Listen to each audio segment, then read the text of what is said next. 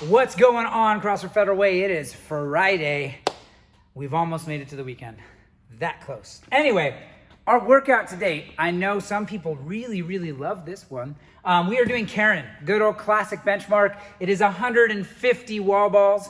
If you're a guy, that's a 20-pound wall ball. If you're a gal, that's a 14-pound wall ball. Also, if you're a guy, that's a 10-foot target. And also, if you're a gal, it is a 9-foot target, 4 time. So this one is gonna be kind of all over the place in terms of time frames. It really depends on how you attack it. If we're looking at elite level CrossFitters and they go unbroken, all 150 reps without putting that wall ball down, you're looking at something, less than 5 minutes. Somewhere in that time domain.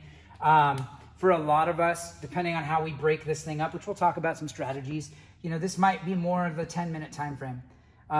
Or anywhere from that, you're more in the 5 to 10 minute time frame. You're not sub 5. And I'm not expecting everyone, talking to you, Laramie, I'm not expecting everyone to get under 5 minutes. I'm just saying there are athletes here who are capable of that. And if you're capable of it, you know who you are. It's just where's your head at? Where's your mind at with that mental game of trying to keep moving and keep breathing when your legs are burning and your lungs are telling you to stop and all that sort of stuff. That's really the game on Karen for any of us. So how do we attack 150 wall balls? Well, that depends on what's sustainable. I would say try to go as long as you can the first time you pick up that med ball. Why? Because your first set's probably going to be your biggest. Because that's when you're feeling fresh, that's when you're feeling ready for it, that's when you're gonna have your best chance of knocking out as many as possible. The fewer sets I do, obviously the faster it's gonna be. But what we don't wanna do, and the big strategy on how we break this number up, what we don't wanna do is we don't wanna rest forever. So if I'm like, I get to 75 wall balls, and I let that wall ball drop, and I start thinking to myself, this sucks, it hurts too much. Why do I do this? Why do I even CrossFit? I chose to be here. Why did I even come today? If we find that our thinking immediately goes down the drain and we get negative and we're hard on ourselves, which I know I am, and I know a lot of us can be, because why? We expect great things from ourselves, which is good to have those great expectations, but it's also good to have some grace and give yourself a chance to attack things well. But if I go in with the right mindset, I want to think about, if anything on Karen, it's about I want to limit my rest. So for me, one of the things I like to do with this workout is every time that med ball hits the floor, when I'm done, when I'm resting, I'm going to count back from 5 in my head. And when I get to 0, it doesn't matter how I feel. I'm going to pick that ball back up and get a few more reps in. Why? Because even if I'm breaking it up, even if I'm resting, I'm trying to be intentional about my rest. Do I need to rest for 40 seconds? Do I need to rest for a minute before I pick it back up because it hurts? No, I don't. I can keep going. I just may not want to, but that's okay. That's the difference between having a great score on Karen and having a good score on Karen, is you need to recognize when your brain is saying, I don't want to versus I can't. Two very different things.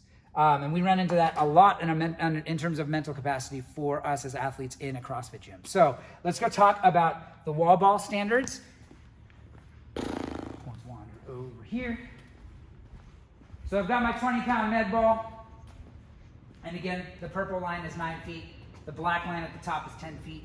The bottoms of those lines are where that measurement actually is. So my goal is I want the fat side, the center of that ball, to be above the line. If it's not, I'm not throwing it high enough. If this was the open, if I don't get it high enough, it doesn't matter how pretty my squat was, that rep doesn't count.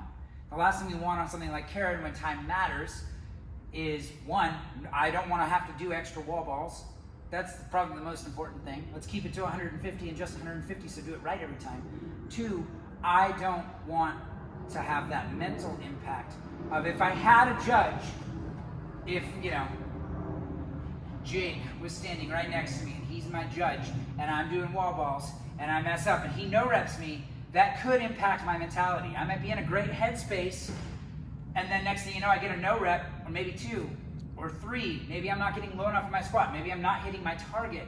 And then I start to get hard on myself and then I fall apart mentally and the rest of my workout goes to shit. So we don't want to see that happen. So I want to make sure, again, that I do everything right every time. So when I'm looking at a wall ball, the wall ball always starts standing. So when you get those people who do the first rep as, I'm going to pick this up, get in a squat, and then go, if we're looking at open standards, that's a no rep. I need to pick that ball all the way up to standing and then initiate my squat from the top. It'd be the same way as saying like, oh yeah, I can back squat 405, but then you start at the bottom and don't actually unrack the bar and start at the top, which would, that'd be impressive, but is it really a back squat? I don't know. It's a good question to ask. So, is it really a wall ball? Is it really a front squat if I pick it up off the ground and I'm already in the squat? Not today, it's not. So, I'm gonna pick it up. I'm starting here. Hip crease goes below the top of my knee. I'm throwing that ball all the way up until it hits above that 10-foot line. And when I'm stringing them together, I'm making sure I'm catching that med ball before I descend. I'm not descending and trying to catch the med ball and crash in the bottom. That's a really easy way to throw off your timing, throw off your rhythm, end up in your toes or pulled out of position. Now, when I'm stringing them together, how do I breathe while trying to do that many reps? I'm gonna need to take a breath at some point. I find at the top, so when I'm throwing that med ball, when my hands are over my head, or if I like to bring my hands back under to give my shoulders a little bit of a break, here, my lungs are really able to open up. So I'm gonna breathe while I'm not holding that med ball. Taking a deep breath, catching it, back down and up, breathing again at the top. So trying to find a rhythm that way. When we look at something like this where I've got a big set and I'm trying to go for a long time, making sure I get enough oxygen is one of the best ways to keep my muscles activated, keep them feeling strong, keep them feeling good, and having a longer time before that fatigue really starts to set in. So that's the standard on our med balls. Hopefully that makes sense. Let's pop right back over to the board and we'll wrap this thing up. So again, 150 wall balls, 4 time. That's all that's on the plan, all that's on the docket today for us. And while some people might go, ooh, it's only 5 minutes, let's lift something heavy before. Why don't you try really, really, really hard at Karen and tell me if you really want to do anything else afterwards. So, or before that. So it's gonna be a great time, guys. Again, tomorrow's workout it's Saturday, so the Saturday suck is the Saturday suck. It's gonna be rough. But for today, let's focus on that wall ball.